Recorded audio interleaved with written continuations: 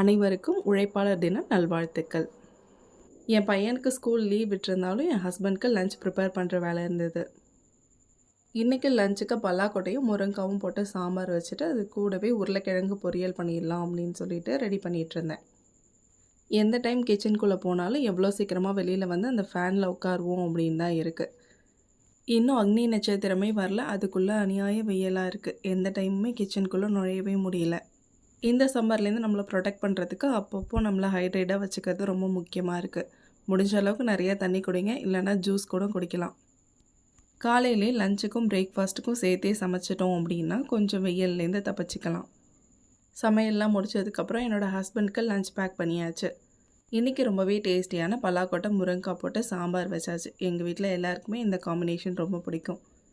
நான் போடுற வீடியோஸ்லாம் உங்களுக்கு பிடிச்சிருந்ததுன்னா மறக்காமல் லைக் பண்ணி சப்ஸ்கிரைப் பண்ணி கமெண்ட் பண்ணுங்கள்.